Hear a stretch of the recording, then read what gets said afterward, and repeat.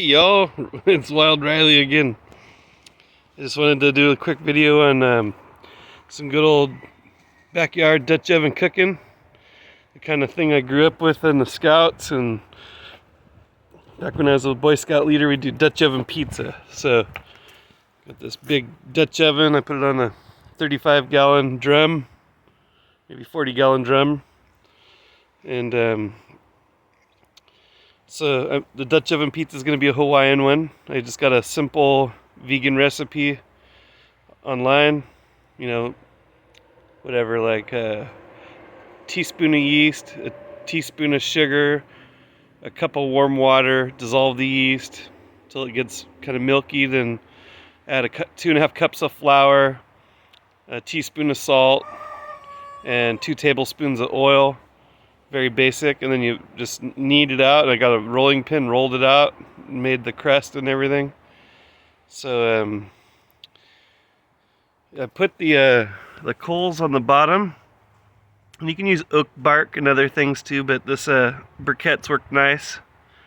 And you kind of put them under there sparse, because heat rises, and you don't want to burn the bottom. You just want to make the bottom crispy. But on the top of the oven, you put more coals. And then I just put a frying pan with a little bit of water on the top just to trap some of that heat around the lid for a little bit longer. And now it's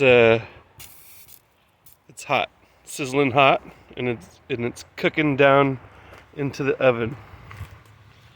So we can take this off. We can take a quick peek in there. I'm going to set this over here in the queue just for now. I'm going to get my little tool, a brand new one, kind of rake away a little spot to get in there.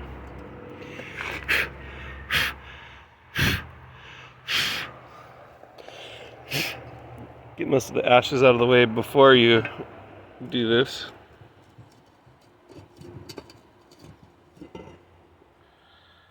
Oh yeah! So it's cooking along pretty good. Ooh, that was warm. I probably should have put a glove on. And then I'm gonna take and rotate this lid just a little bit, because there's like a ventilation hole. You can see there's like a little arrow, and you want that arrow to kind of line up, and yep, it's going to ventilate. We'll put that little coal back. So good times. This is really fun to do, and it's good to have a cast iron collection. So you're going to take this boiling hot water, carefully set it right back on there. And that's going to trap some of that heat over the lid. I have a griddle. I could have done a griddle too.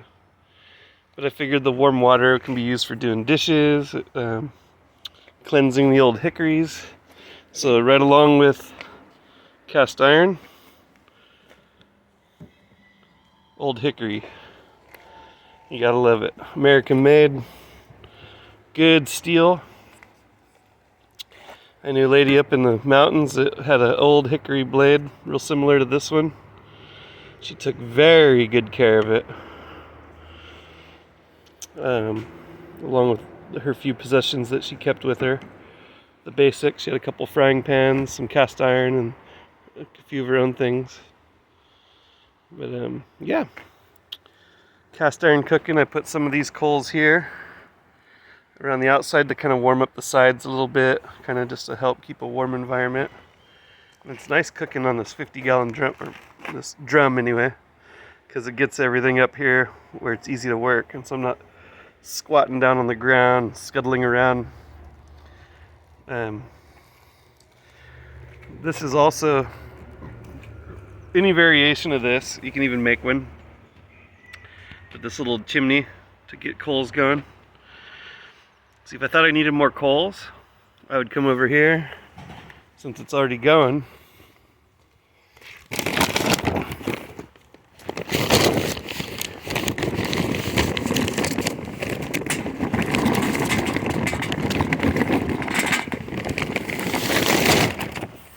you dump a few more in there,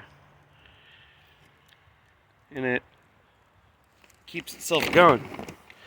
So as these coals kind of shrink and get smaller, if you need a few more big ones, you can toss a few big hot ones on there. I kind of shop around for those and, briquettes, and look for deals, sales and stuff after 3-day weekends and stuff. You can oftentimes buy them at discount. And then just a basic scrubby pad sponge to clean everything up. So, yeah, I'll show you a few more of my skillets, cast iron implements here. Right here. So I got some more cast iron, some griddles, some Dutch ovens, 8-inch frying pans. These little pots are nice.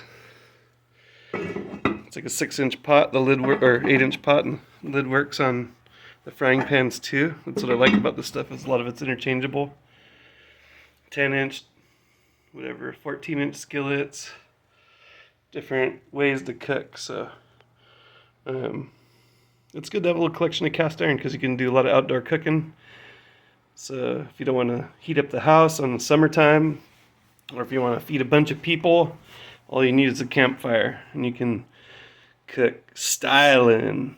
So anyway, this is also top of the energy pyramid. I remember when I was a youngster and didn't have a lot of money, I had this frying pan since I was a teenager. And it works just as good today, 20 years later, as it did the day I dug it out of a garden. So, anyway, consider cast iron as part of your energy pyramid supplies. Even though it's heavy and difficult to lug around, once you have a place for it and you're kind of settled down at your house or your camp, as long as you care for it and keep it clean and oil it, use it, it'll last for generations, not just decades, but generations. All right, well, this is Chris. Thanks for watching. Thanks for watching Wild Riley, and I'll see you next time.